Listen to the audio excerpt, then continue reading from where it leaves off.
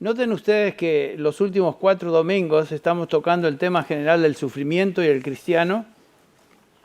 Hemos hablado de la gran promesa de Dios en el capítulo 8 de Romanos, versículo 28, que dice que todas las cosas que incluyen todo tipo de tribulación ayudan para bien, para los que aman a Dios, para los que conforme a su propósito son llamados.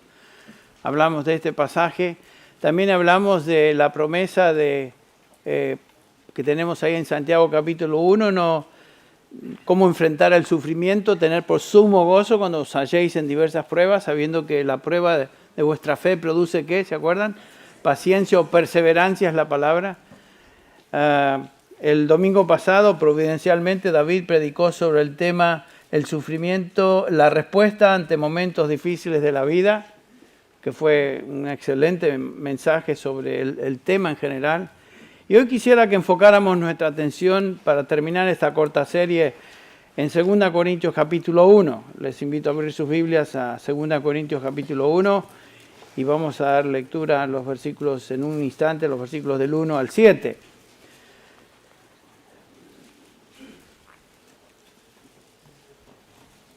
En este pasaje Pablo habla justamente de la consolación, las misericordias de Dios y el consuelo de Dios en medio de la tribulación, de la cual él había sido afectado, estaba pasando en medio de tribulación, y creo que será un pasaje que traerá aliento a nuestros corazones.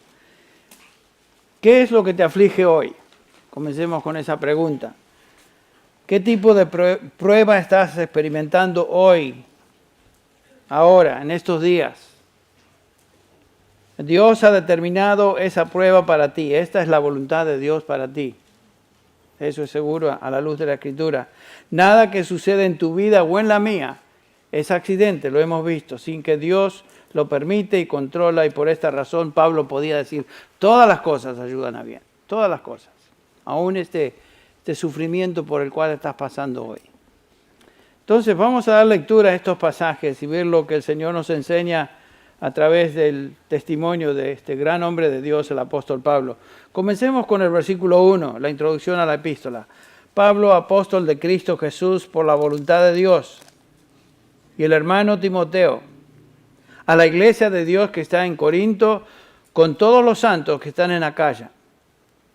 Gracia y paz a vosotros de parte de nuestro Padre, de Dios, nuestro Padre, y del Señor Jesucristo. Bendito sea el Dios y Padre de nuestro Señor Jesucristo, que nos ha bendecido, Padre de misericordias y Dios de toda consolación, el cual nos consuela en toda tribulación nuestra, para que nosotros podamos consolar a los que están en cualquier aflicción, con el consuelo que nosotros mismos somos consolados por Dios. Porque así como los sufrimientos de Cristo son nuestros en abundancia, así también abunda nuestro consuelo por medio de Cristo. Pero si somos atribulados es para vuestro consuelo y salvación, o si somos consolados es para vuestro consuelo, que obra al soportar las mismas aflicciones de que nosotros también sufrimos. Y nuestra esperanza respecto de vosotros está firmemente establecida, sabiendo que sois copartícipes de los sufrimientos, así como lo sois de la consolación. En estos versículos Pablo introduce el tema de su epístola, que es la defensa de su apostolado.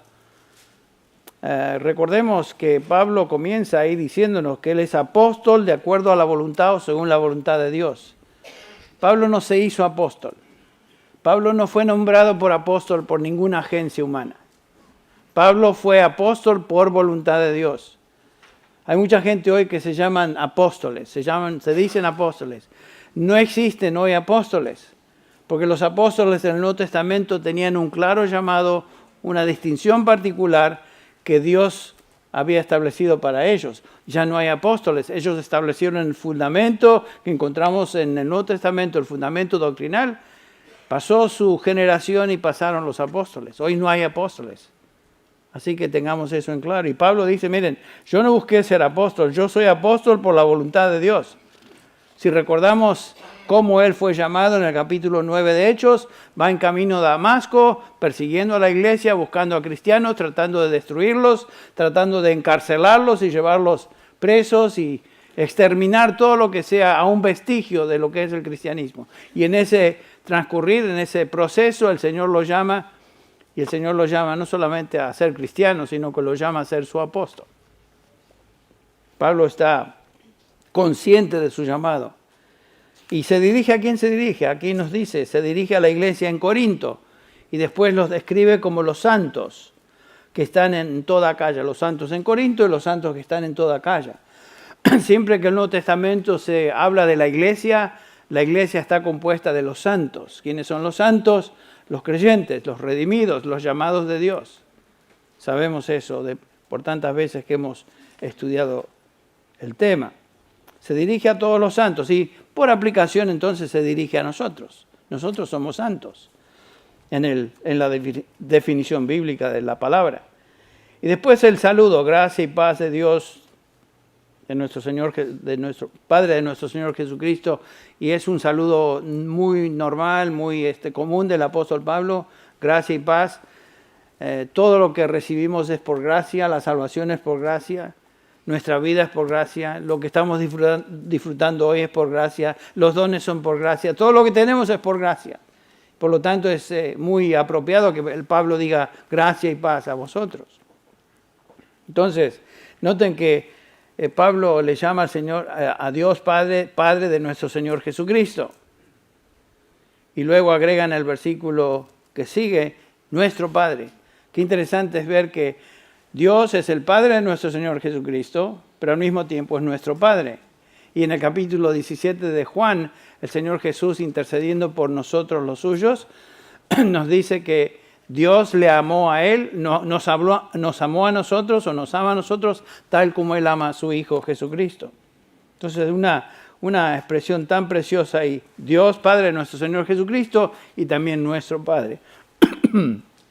Perdón. Entonces, cuando Pablo escribe esta epístola, él está sufriendo intensamente, como lo veremos en un instante. Él está sufriendo intensamente. Está sufriendo la acusación de falsos maestros que le decían que él era un falso apóstol. Estaban tratando de perjudicar, socavar, destruir su testimonio para, de tal manera, influir o tener influencia sobre los creyentes en Corinto. Fíjense en el capítulo 7, por ejemplo, donde Pablo habla de su persecución, de su aflicción, en el capítulo 7, versículo 8. Porque de cierto, cuando vinimos a Macedonia, ningún reposo tuvo nuestro cuerpo, sino que en todo fuimos atribulados. De fuera, conflictos, de dentro, temores. Pero Dios, que consuela a los humildes o abatidos, la palabra pudiera ser traducida como deprimidos, nos consoló con la venida de Tito. Pablo estaba siendo atribulado cuando escribe estas palabras. Estos falsos maestros habían levantado, como dije, falsas acusaciones contra Pablo. En el capítulo 11, versículo 13, por ejemplo, dice Pablo, estos son falsos apóstoles. Se llamaban apóstoles, pero eran falsos. Y después dice, obreros fraudulentos, que se disfrazan como apóstoles de Cristo. Y no es maravilla, porque el mismo Satanás se disfraza como ángel de luz. Así que no es extraño si también sus ministros se disfrazan como ministros de justicia, cuyo fin será conforme a sus obras. Vean lo que está diciendo Pablo. No es cuestión de llamarse apóstol. No es cuestión de decir yo soy siervo de Dios. Por sus obras los conoceréis, dice el Señor Jesús. No todo el que me dice Señor, Señor, o yo soy tu siervo, entrará en el reino de los cielos, sino aquel que hace la voluntad de mi Padre que está en los cielos. Cuando escuchamos mensajes por apóstoles o por siervos o lo que se llaman, pensemos en lo que dicen, escuchemos si va de acuerdo a lo que la palabra de Dios dice y también pensemos en su vida, qué tipo de testimonio tienen, quiénes son ellos, cómo están afectando a los que les rodean, cómo están afectando a la iglesia. Y decidamos, ¿son apóstoles o no son apóstoles? Si enseñan la verdad es un buen indicio, pero si sus vidas son un desastre, un testimonio perverso, indigno de Dios, Entonces podemos concluir, estos son falsos apóstoles. Y es lo que está diciendo Pablo aquí. Cuyo fin será conforme a sus obras. Como los falsos maestros de ese día, hoy, también enemigos de Jesucristo, de la sana doctrina, estaban tratando de apartar a los creyentes en Corinto del evangelio verdadero y sustituirlo con herejías, con un falso evangelio. Pero para lograr eso, primero tenían que destruir la credibilidad y reputación del apóstol Pablo. Y es lo que hacen, lo atacan, para que la gente llegara a concluir, bueno, entonces Pablo, ¿qué? Pablo es un falso apóstol. No. Pablo se defiende no por causa de él, sino por causa del evangelio. Lo hace a través de toda esta epístola. Toda esta epístola realmente es una carta acerca del sufrimiento, acerca de la aflicción. Así que lean 2 Corintios con ese prisma, con ese lente de por medio. Léanlo como este es un mensaje del gran apóstol Pablo para aquellos que están sufriendo. Es un excelente ejercicio. Bueno, Pablo lo hace. Y noten cómo comienza la epístola. Bendito sea Dios. Bendito sea el Dios. Comienza identificando la fuente de consolación. La fuente de consolación es Dios. Toda consolación viene de Dios. Y Pablo alaba a Dios porque de Él viene toda misericordia, toda consolación. Pablo exalta a Dios, que es el Dios y Padre de nuestro Señor Jesucristo, y después agrega Padre de misericordias, y luego Dios de toda consolación. Tremendas descripciones bíblicas de Dios. Si Pablo hubiera sido un judío del Antiguo Testamento, en la época del Antiguo Testamento, él se hubiera expresado de Dios como el Padre de Abraham, Dios, Padre de Abraham, Padre de Isaac, Padre de Jacob. Dios estaba identificado en el Antiguo Testamento con aquellos que le representaban. Pero cuando vamos al Nuevo Testamento, Dios ahora se identifica como el Dios de nuestro Señor Jesucristo. Muy interesante. Dios de nuestro Señor Jesucristo. Y la razón se expresa claramente, por ejemplo, en Hebreos capítulo 1, ustedes lo conocen el pasaje, lo leo simplemente. Dios, habiendo hablado muchas veces y de muchas maneras en otro tiempo a los padres, por los profetas, en estos postreros días nos ha hablado por medio de ¿quién? De su Hijo, a quien constituyó heredero de todo, por quien asimismo hizo el universo, el cual siendo el resplandor de su gloria y la imagen misma de su sustancia, y noten lo que está diciendo aquí Pablo, el autor de Hebreos, Dios Padre y Dios de nuestro Señor Jesucristo, quiere decir que comparten la misma esencia. Este es el Dios revelado en la carne en Cristo Jesús. Lo que Dios Padre es, su Hijo es. Ambos son iguales en naturaleza. Por eso Juan nos dice en el capítulo 1 de Juan, ustedes recuerdan el Evangelio según San Juan, escribiendo Juan nos dice, por ejemplo, en el versículo 14, hablando del verbo de Cristo Jesús, el versículo 1 dice, en el principio era el verbo era Dios, el verbo estaba con Dios y el verbo era Dios, y bajan la vista al versículo 14 y dice, y el verbo se hizo carne. ¿Quién es ese? Jesucristo. Y habitó entre nosotros. Y vimos su gloria, gloria como del unigénito del Padre, lleno de gracia y de verdad. Y aquí nos dice Juan que Jesucristo, Dios, se hizo carne. El versículo 18 de este mismo pasaje dice, a Dios nadie le vio jamás. El unigénito Hijo que está en el seno del Padre, Él lo ha dado a conocer.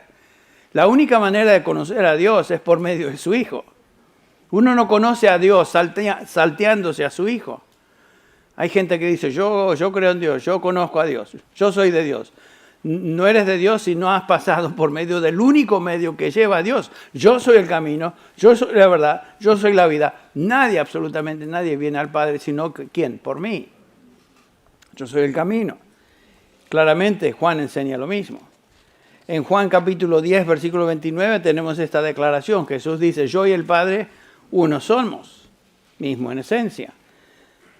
En Juan 14, ustedes recuerdan, Felipe le hace esta petición al Señor. Muéstranos al Padre y nos basta. Y el Señor Jesús le dice, tanto tiempo hace que estoy con vosotros, Felipe, y no me has conocido. Y después agrega, el que me ha visto a mí, ¿ha visto a quién? Al Padre. el Padre y yo uno somos. O sea, no hay manera de conocer a Dios sino por medio de su Hijo. Si conocemos a Cristo, conocemos a Dios. Si conocemos a Dios, conocemos a Cristo. Porque son uno, en esencia. Una y otra vez en el Nuevo Testamento la frase Dios y Padre de nuestro Señor Jesucristo se reitera, se repite. El Padre y el Hijo son uno en esencia.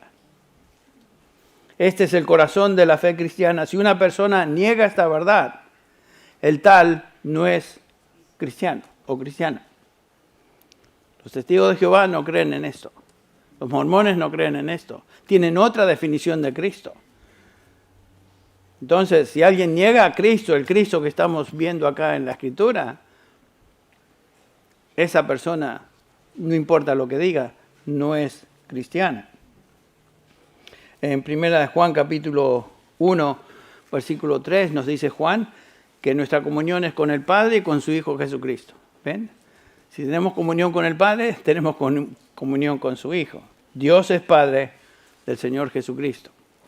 Este es el gran título descriptivo de la obra redentora del Señor que Él vino a llevar a cabo. Él es el Señor Jesucristo, lo cual nos habla de su deidad, su soberanía, y también es Jesús, que es el nombre que le fue dado, que representaba su humanidad y su obra redentora. Ustedes recuerdan cuando el ángel se presentó a José, le dice, mira, tú acepta a tu esposa porque lo que está en ella es producto del Espíritu Santo. Y después le dice, miren, ese niño tendrá un nombre muy especial. Y le dice el ángel, dará a luz un hijo, llamará su nombre ¿qué? Jesús, Yeshua. Porque eso quiere decir Salvador o Jehová salva. Es un nombre muy específico, muy especial. Y después agrega el ángel, porque Él salvará a su pueblo de sus pecados. El nombre Jesús es un nombre muy especial. Por eso a mí en un sentido me molesta cuando hay gente hoy que se llama Jesús. Se me paran los pelos cuando oigo eso. Uno se acostumbra, ¿no es cierto? Porque uno da, bueno, y en un sentido lo entiende, porque la gente no sabe, piensan Jesús, María, José, todos son nombres iguales según la tradición. Pero el nombre Jesús es muy especial. Debería estar absolutamente reservado a aquel que merece ser llamado Yeshua, que es Jesús, el Salvador. Bueno, siguiendo, no estaba en mis notas, pero me lo saqué del pecho. Toda la obra redentora de Jesucristo se encierra entonces en su nombre. Señor Jesucristo. Entonces Pablo bendice a Dios. El apóstol está exaltando al Dios revelado en el Señor Jesucristo, el Redentor y soberano, quien se sometió a su Padre en la encarnación y morir como sustituto del pecador y así lograr la salvación de todo aquel que en Él cree. Por eso Él vino. Por eso Él vino. Y Pablo aquí utiliza dos títulos en referencia a Dios. Ambos provienen del Antiguo Testamento. Padre de misericordias y Dios de toda consolación. Dos frases que vienen del Antiguo Testamento. Pablo podría haber escogido otros nombres que el Antiguo Testamento usa en referencia, pero utiliza estos dos. Y la razón se hace clara cuando recordamos el contexto y la razón de esta epístola. Pablo está defendiendo su apostolado porque él está sufriendo las acusaciones de falsos maestros. Él está personalmente pasando por una gran tribulación, un gran sufrimiento. Y por lo tanto notamos que él utiliza estos dos títulos por esa razón también. Él quiere enseñar a estos creyentes que Dios es el Padre de misericordia y Dios de toda consolación. Esto, en un sentido, Pablo es lo que va a enseñar y lo enseña a través de esta epístola. Dios es el Padre de misericordia. ¿Qué quiere decir eso? Era una expresión judía que se utilizaba en la sinagoga. Cuando un judío oraba en la sinagoga, él invocaba a Dios como el Padre misericordioso, o lleno de compasión, ten piedad de todos nosotros. Y era una expresión muy obvia en una sinagoga, por ejemplo. La Escritura nos enseña eso claramente, que Dios es un Dios de misericordia. Ustedes recuerdan lo que dice Jeremías ahí en Lamentaciones. Algunos estarán pensando, ¿quién escribió? Yo creía que era el escritor, no. Jeremías es el autor de Lamentaciones. Y dice ahí Jeremías en el capítulo 3, versículo 21, esto traigo a mi corazón y en esto tengo esperanza. que las misericordias del Señor o las misericordias de Jehová nunca terminan, pues nunca fallan sus bondades. Son nuevas cada mañana, grande es tu fidelidad. El Señor es mi porción, dice mi alma, por eso en Él espero. Gracias a Dios que las misericordias del Señor son nuevas cada mañana. Cada mañana. Cada mañana, independientemente de cómo nos sentimos, podemos venir a Dios y decir, Señor, tú eres Dios de toda misericordia. Y vengo a ti como tal. Así como tú tienes misericordia en abundancia, yo te ruego, te pido hoy que tu misericordia sea obvia en mi vida. Y venir de esa manera al Señor. Porque definitivamente sus misericordias son nuevas cada mañana. Y nunca se agotan. ¿Notaron eso? El Señor nunca se agota de misericordia. Entonces David, por ejemplo, en 2 Samuel 24, leemos que David tenía esta actitud cuando él dice, en grande angustia estoy. 2 Samuel 24, 14. Caigamos ahora en manos de Jehová porque sus misericordias son muchas, mas no caiga yo en manos de los hombres. ¿Por qué puedo entregarme en las manos del Señor? Porque Él es un Dios de misericordia.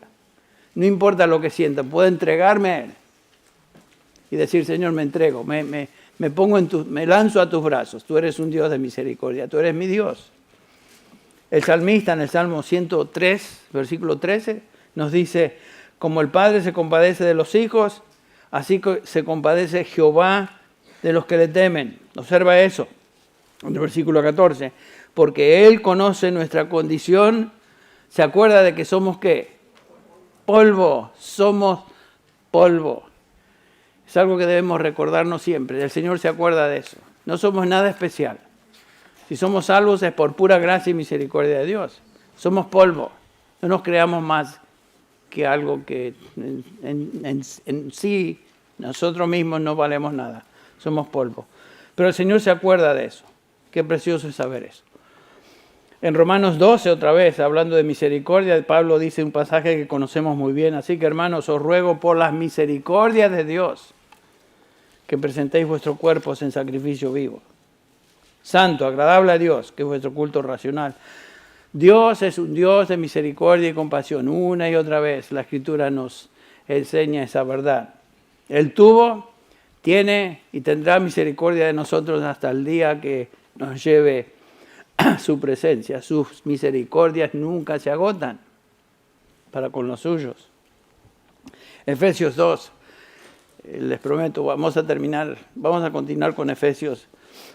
Algunos estarán impacientes pensando, ¿cuándo va a terminar con Efesios? Siempre lo menciona, pero ¿cuándo termina? Bueno, quería terminar esta corta serie sobre el sufrimiento. Y nos dice Efesios 2, ustedes recuerdan, el apóstol Pablo nos describe nuestra condición antes de que Dios interviniera en nuestra vida. Estábamos muertos en delitos y pecados, siguiendo los deseos de la carne, haciendo la voluntad de la carne y de los pensamientos. Y éramos, ¿se acuerdan? Por naturaleza, ¿qué? Hijos de ira, lo mismo que los demás. Pero Dios, versículo 4, pero Dios, que es rico en misericordia, otra vez esa gran verdad, Dios que es rico en misericordia, por su gran amor con que nos amó, aun estando nosotros muertos en delitos y pecados, nos dio vida. Por pura misericordia, por puro amor, por pura gracia. Él intervino en nuestra vida, en nuestro desastre espiritual, en nuestra muerte espiritual en la cual nos encontrábamos y nos dio vida. Él lo hizo. No tenía nada que ver con nosotros. Porque si estábamos muertos, no teníamos ninguna sensibilidad o posibilidad o no podíamos hacer nada. Somos salvos porque Él tuvo misericordia de nosotros. ¿Saben qué? A Pablo le encanta esa expresión, vasos de misericordia, la utiliza varias veces, pero en particular en el capítulo 9 de Romanos, que es un capítulo que a muchos se le hace difícil de tragar. Se les atora así como un carozo aquí cuando Pablo habla definitivamente que si somos salvos es por pura misericordia de Él, porque Él nos escogió, es obra de Él. Y noten la razón que Él nos da, por ejemplo, en el versículo 22, y nos compara con aquellos que van en camino a la perdición versus aquellos que van en camino a la presencia del Señor. Versículo 22 de Romanos 9 dice, ¿Y qué si Dios, aunque dispuesto a demostrar su ira y hacer notorio su poder, soportó con mucha paciencia a vasos de ira? Este es el mundo, alejado de Dios, separado de Dios, preparados para destrucción. No es que Dios los preparó, el mundo viene ya preparado para destrucción. Nacemos en delitos y pecados. Ya nacemos hijos de ira, a menos que Dios intervenga en esa condición. Pero noten el contraste en el versículo 23. Lo hizo para dar a conocer las riquezas de su gloria sobre vasos de misericordia. Me encanta esa expresión de Pablo. ¿Saben cómo Dios nos mira a nosotros? Nos mira como sus vasos de misericordia. No porque fuimos algo especial, no porque merecemos nada, es por pura gracia y misericordia. Él nos mira como sus vasos de misericordia, pero Henry hubiera sabido lo que pensé esta mañana, o las acciones que hice, o las malas palabras que salieron de mi boca, y los pecados que cometí esta semana. Si eres hijo de Dios, hija de Dios, tú eres un vaso de misericordia, independientemente de nuestra conducta diaria. Claro, un vaso de misericordia real, un creyente genuino vive una vida de obediencia. Pero sí pecamos, aún como creyentes. Pero aún así, el Señor nos mira como vasos de misericordia. Eso me encanta. Por eso Pablo se dirige a Dios, a este Dios, y dice, Padre de misericordias. Lo es. Y Dios de toda consolación. Dios se apiada de nosotros, porque es un Dios de misericordia. A mí eso lo tengo que continuamente recordar en mi propia vida. Porque a veces juzgamos nuestra vida cristiana según nuestra conducta diaria. Y a veces nos sentimos más cristianos que otros días. Y a veces nos sentimos más amados por Dios que otros días. Y pensamos que si ese es el caso, entonces Dios varía. Me ama, no me ama, como la margarita, ¿verdad? Le quitamos los pétalos. Dios no opera así con nosotros. Dios es Dios de toda misericordia y consolación. Dejémonos de ser legalistas en nuestra manera de pensar de Dios. Dios nos mira no de acuerdo a nuestra justicia, sino de acuerdo y en base a la justicia de Cristo Jesús. Seguimos. Otro título, Dios de toda consolación. Esa palabra consolación es la traducción de la palabra en griego que hemos escuchado sin duda, paraklesis, donde obtenemos el término paracleto, que es uno llamado al lado para socorrer. Esa es la idea.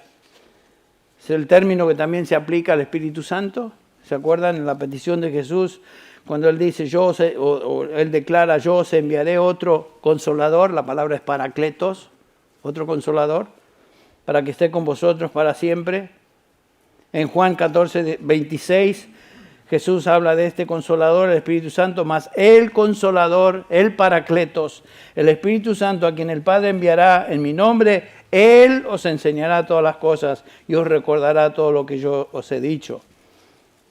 El paracletos, el Espíritu Santo está en nosotros para consolar, está a nuestro lado y en nosotros para consolarnos. Gracias a Dios por ese ministerio del Espíritu Santo en la vida de todo creyente. Dios entonces es Dios de toda consolación. Dios es el Dios de consuelo, ayuda espiritual cuando estamos siendo afligidos. Y obviamente Pablo tenía mucha experiencia en la aflicción, ¿no es cierto? Tal vez como ningún otro creyente sufrió en esta vida, como ningún otro.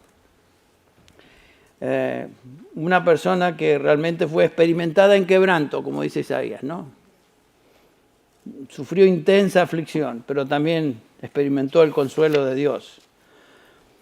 Desde su llamado, el apóstol Pablo fue desde ese momento que el Señor Jesús los llamó, ya se le prometió que iba a ser su futuro, ¿se acuerdan? Capítulo 9 de Hechos, ¿se acuerdan que el Señor en camino le llama, pierde la vista, termina ahí siendo... se va a este lugar donde el Señor lo manda, va a Ananías y el Señor se presenta a Ananías, le habla a Ananías y le dice que reciba a este Saulo de Tarso. Y entonces Ananías no está muy contento con eso, porque le dice, Señor, pero este este tiene autoridad de los principales sacerdotes para prender a los que invocan tu nombre. ¿Cómo es que yo voy a hablar con él? Y me voy a presentar con él. A ver si yo pago el pato también. Esa es la idea. Pero el Señor le dijo, ve, porque él me es un instrumento escogido. ¿Para qué? Para llevar mi nombre en presencia de los gentiles, predicar el Evangelio, reyes, hijos de Israel también. Y después el versículo 26, esta promesa, garantía del Señor Jesús, porque yo le mostraré cuánto debe padecer. Desde el momento que fue llamado, él fue llamado a sufrimiento por Cristo. Y es lo que estamos observando de lo que él habla en esta epístola. Pero él no se quejó de su adversidad. No notamos en ninguna de sus escritos que Pablo se quejaba por su sufrimiento, todo lo contrario. En esta misma epístola comienza alabando a Dios, diciendo, Dios Padre y Dios de toda consolación, aunque él estaba sufriendo. Y exalta a Dios, exalta el nombre de Dios. En lugar de apiadarse a sí mismo y sentirse víctima, él eleva una exaltación a Dios por medio aún de esta expresión en el capítulo 1.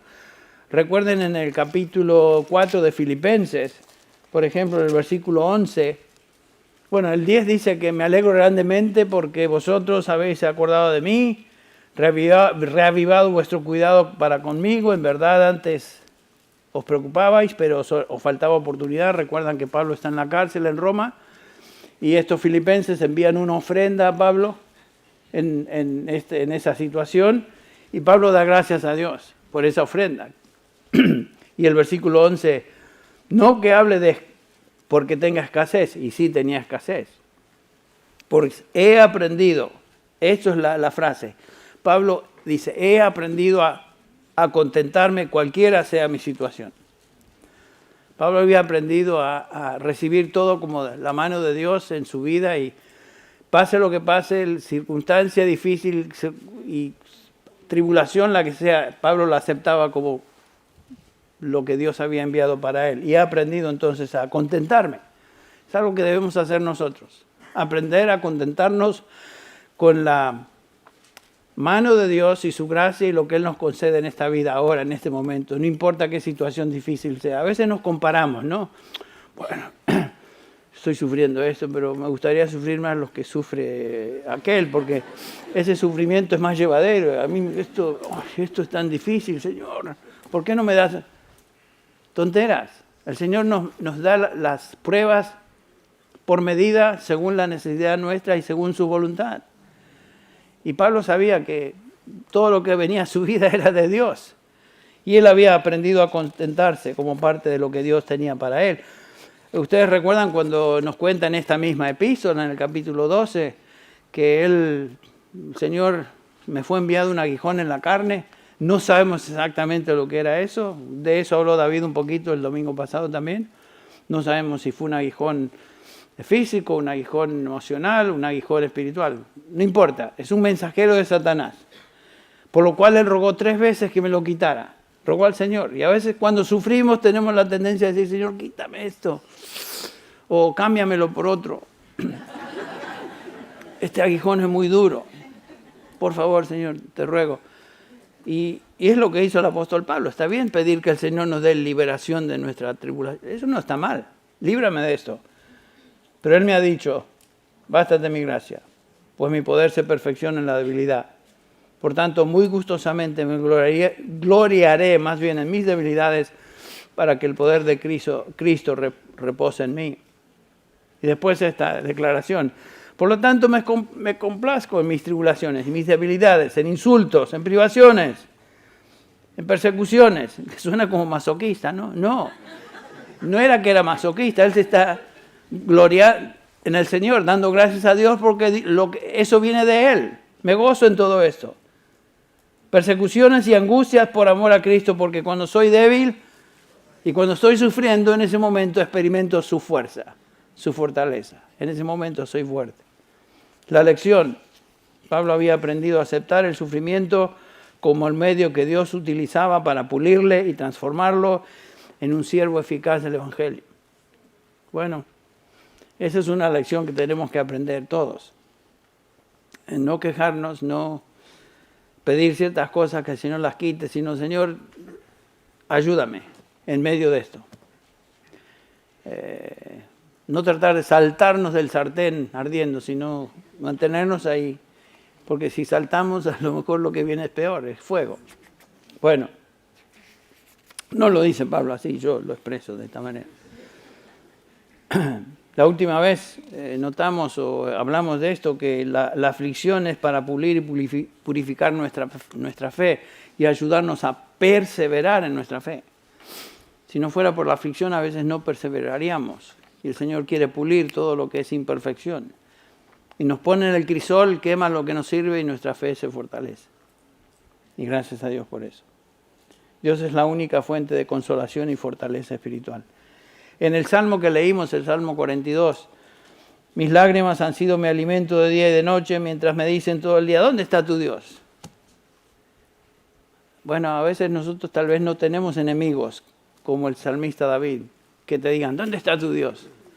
Pero sí tenemos al diablo, que es el acusador de los hermanos, sí tenemos a los demonios que están tratando de trastabillarnos y tal vez hay acusaciones que vienen a nuestra mente, ay, tú te crees cristiano. Ay, te crees cristiano, mira cómo mira esto, mira lo otro. ¿Tú crees que eres cristiano? ¿Qué vas a ser cristiano? Tú, si fueras cristiano, entonces viene el argumento. Y uno empieza acá, ay, sí, tal vez. Es la misma idea, ¿dónde está tu Dios? A ver. Y dice la salmista, Dios mío, reconoce, mi alma está deprimida. No está mal decir eso a Dios, ¿saben? Decirle simplemente, Señor, estoy mal. Y después continúa diciendo, a Dios mi roca diré, ¿por qué me has olvidado? Parecía que el Señor lo hubiera abandonado, el Señor no le había abandonado. ¿Por qué ando sombrío en la opresión del enemigo? Y finalmente David reacciona y es como que vuelve en sí, dice, se argumenta, ¿por qué te abates, alma mía? ¿Por qué te turbas dentro de mí? Espera en Dios, pues aún he de alabarle. Él es mi salvación y la salvación de mi ser y mi Dios. Vuelve en sí. Y se recuerda a él mismo que Dios es la fuente de consuelo. Es lo que debemos hacer. Dios es Dios de misericordia, Dios de toda consolación. Padre de misericordia y Dios de toda consolación. Dios nos consuela. El Espíritu Santo nos consuela porque Él es el consolador. Cristo es el consolador de sus discípulos. Ustedes lo vemos ahí en el capítulo 17 de Juan. Entonces notamos que el consuelo viene de Dios. ¿Quién es Dios? Dios Padre, Dios Hijo, Dios Espíritu Santo. Dios Padre es por nosotros. Cristo es el consolador, quien ruega por nosotros, intercede por nosotros. El Espíritu Santo es el consolador, quien está en nosotros. Entonces vemos que Dios está obrando a favor nuestro. Y el apóstol entonces expresa gratitud a Dios, porque Él es Dios de misericordia y de toda consolación. La fuente de consolación es Dios. Y Pablo subraya ahora en el versículo 4 la promesa de consolación. Versículo 4 de este capítulo 1 dice, pues Él nos consuela en toda tribulación nuestra. Aquí notamos que Dios nos consuela, es una promesa, es algo que Dios está haciendo y va a hacer. Dios promete que su consuelo y su rescate estará presente con los suyos siempre, en cualquier aflicción. Por eso Pablo dice, todas las cosas se ayudan bien para los que aman a Dios, a los que conforme a su propósito son llamados. Y noten el argumento de este capítulo 8 de Romanos. Pablo comienza a hablar de las posibles cosas que nos pudieran causar tal dificultad que nos derrumben. Y Pablo hace esta pregunta, ¿qué pues diremos a esto? Si Dios es por nosotros, ¿quién contra nosotros? La respuesta es obvia. Si Dios es por nosotros, somos mayoría. Nadie, no importa cuántos miles ni millones de personas están en contra nuestro, si Dios es por nosotros, ¿quién contra nosotros? Versículo 32 nos dice que Dios no escatimonia a su propio Hijo, sino que lo entregó por todos nosotros. ¿Cómo no nos dará también con Él todas las cosas? Lo cual incluye consuelo, incluye consolación. ¿Es posible que alguien nos acuse delante de Dios que somos sus escogidos de tal manera que esa acusación tenga efecto y nos destruya? No. No, si Dios es por nosotros, ¿quién contra nosotros? Versículo La próxima pregunta que Pablo lanza es, ¿quién es el que condena? Cristo es el que murió, más aún, el que también resucitó, el que también está a la diestra de Dios, el que también intercede por nosotros. Él está por nosotros, el Hijo está por nosotros. ¿Puede alguien o algo o alguien separarnos de Dios? Otra. Continúa Pablo diciendo, ¿quién nos separará del amor de Cristo o el amor de Dios? Y comienza a hablar de posibilidades. Tribulación, ¿estás pasando por tribulación hoy? Angustia, ¿estás pasando por angustia hoy? Persecución, hambre, desnudez, peligro, espada. Algunas de estas cosas no nos han afectado todavía, tal vez en el futuro. Por causa de ti, dice Pablo, somos muertos todo el día, somos contados como ovejas de matadero. Y el versículo 37 dice antes, en todas estas cosas somos más que vencedores por medio de aquel que nos amó. Cualquier tribulación que estemos pasando, piensen. Por lo cual estoy seguro, dice Pablo, que ni la muerte, todavía no hemos llegado ahí porque estamos todos aquí vivos, ni la vida, ahí ya entramos en territorio donde todos pasamos por eso, estamos aquí y estamos sufriendo, ni ángeles, los ángeles malos están en contra nuestra, ni principados, ni potestades, ni lo presente. Estamos luchando contra huestes espirituales de maldad en las regiones celestes. Están en contra nuestra, nos están atacando. Ni lo presente. ¿Por qué está pasando hoy? Eso no te va a separar de Dios. Ni lo porvenir.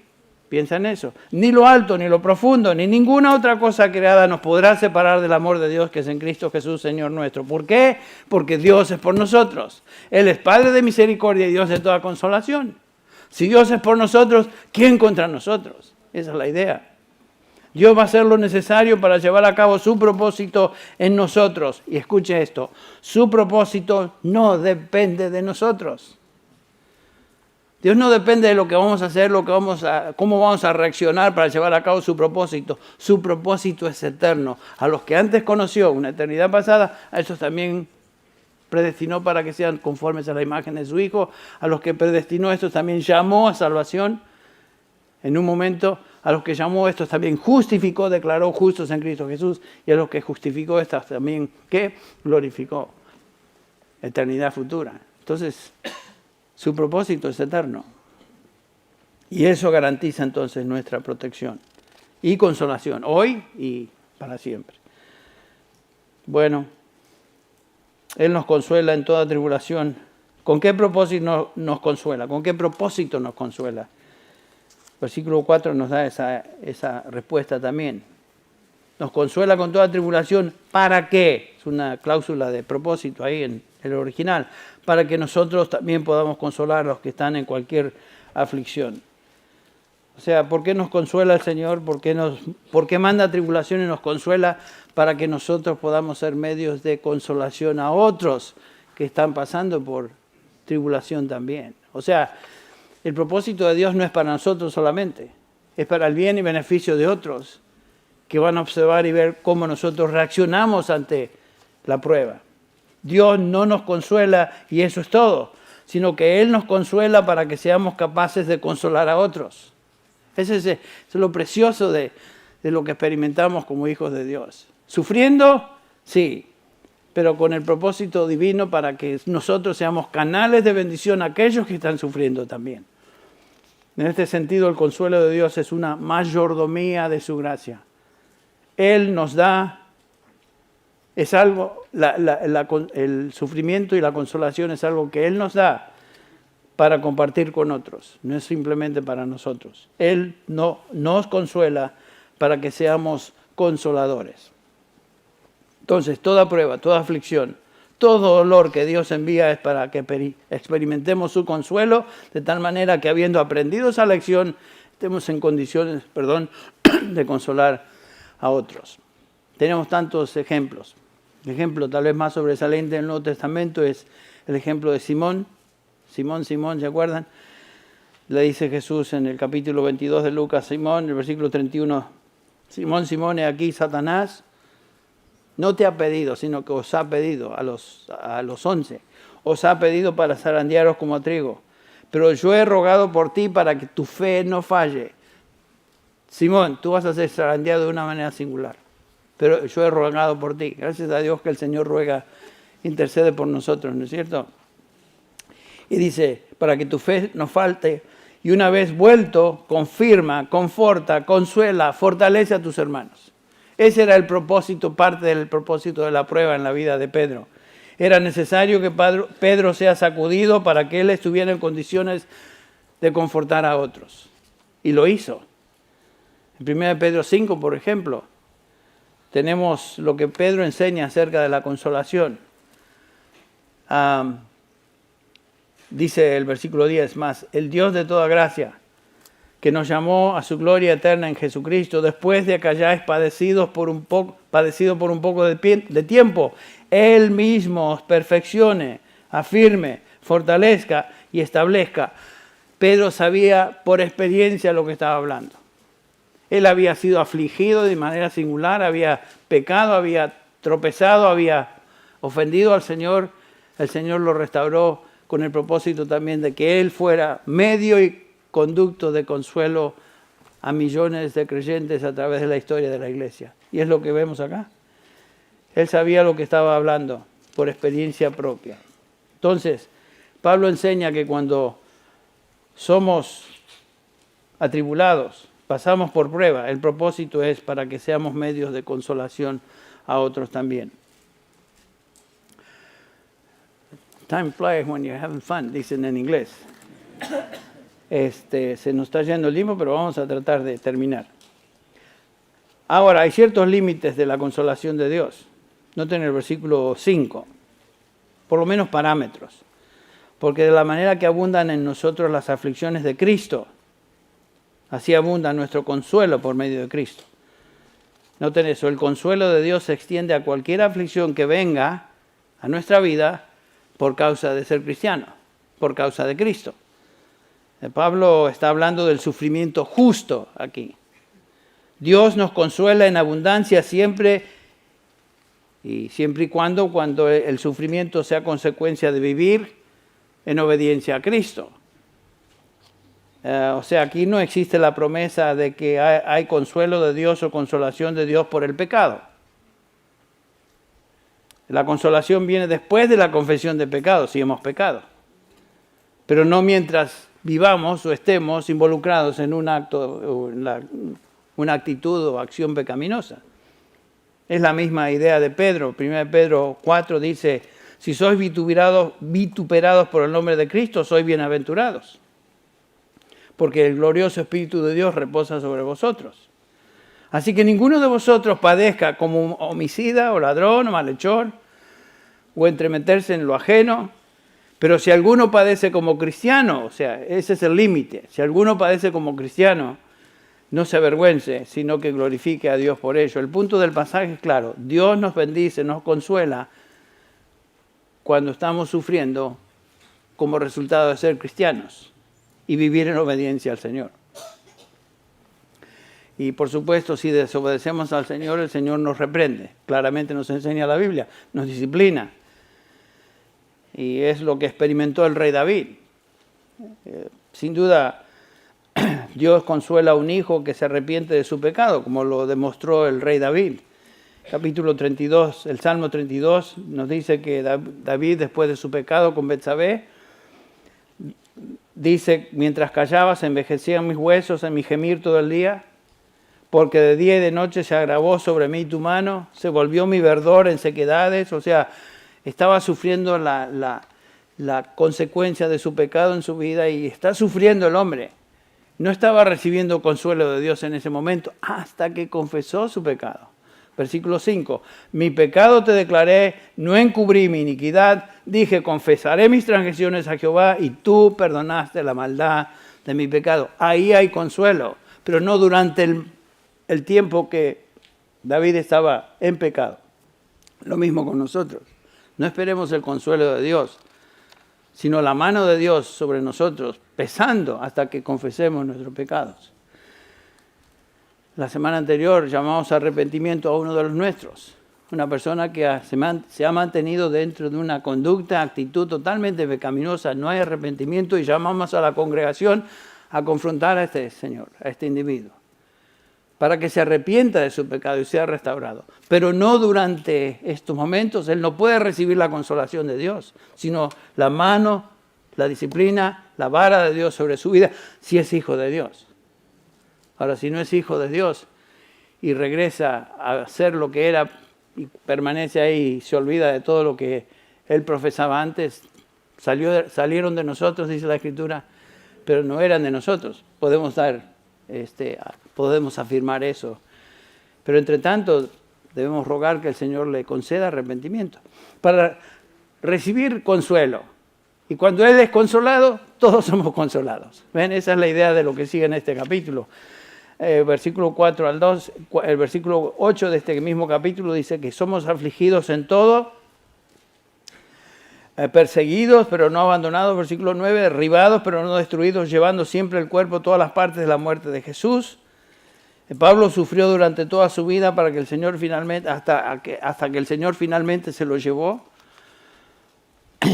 Y el propósito de todo esto era para beneficio de otros, en el caso del apóstol Pablo. Lo cual tenemos eso en el versículo 6 de este capítulo. En cuarto lugar, Pablo nos habla aquí de la mutua o la participación o comunión de la consolación. Y con esto ya estamos terminando. Si somos atribulados es para vuestro consuelo y salvación. Si somos consolados es para vuestro consuelo, que obra al soportar las mismas aflicciones que nosotros también sufrimos. Pablo está hablando acá de un compañerismo y conexión especial entre el sufrimiento y el consuelo. Cuando un creyente sufre y es consolado, esa experiencia sirve de bendición a otros. Y Pablo está diciendo, ustedes mismos están sufriendo las mismas aflicciones que yo estoy sufriendo y nos sentimos como cuerpo de Cristo unidos, conectados por el círculo de aflicción, consuelo, todos. Es lo que Pablo está hablando aquí en este pasaje.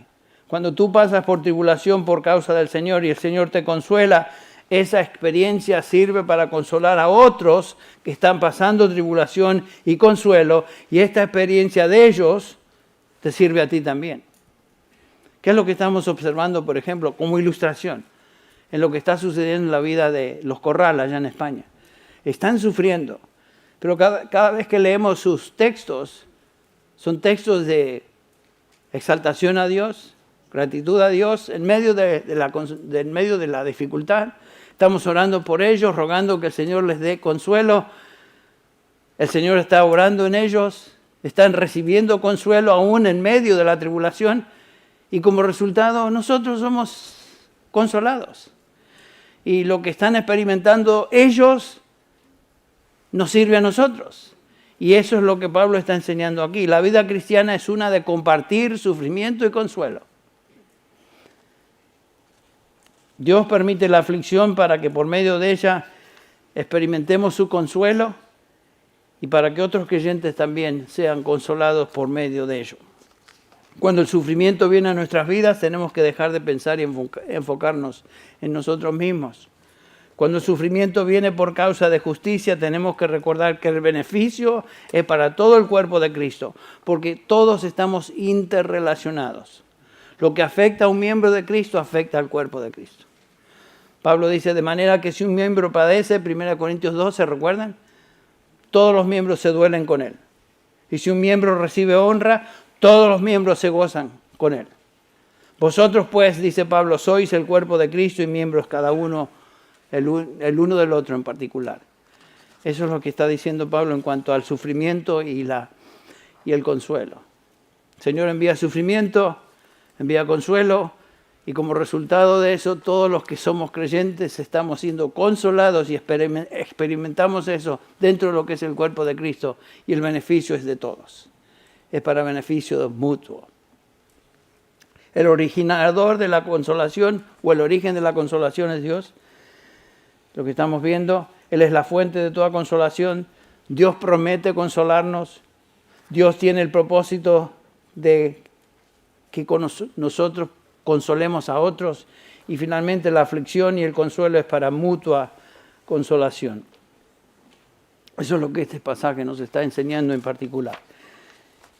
Así que vamos a concluir ahí, pensar, meditar en lo que hemos observado y les animo a continuar leyendo toda la epístola de segunda de Corintios para ver lo que Pablo continúa enseñando acerca de la aflicción. Pero vamos a a terminar en oración. Señor, te damos gracias hoy por el testimonio de Pablo en este pasaje que estamos estudiando. Te agradecemos por ver que él luchó, Señor, con sentimientos de tristeza, desánimo en su vida espiritual. Eso nos anima. Te agradecemos por su testimonio de confianza en ti como su Dios, el Dios de toda consolación. Gracias te damos, Señor, porque tú eres el mismo hoy, ayer y por los siglos.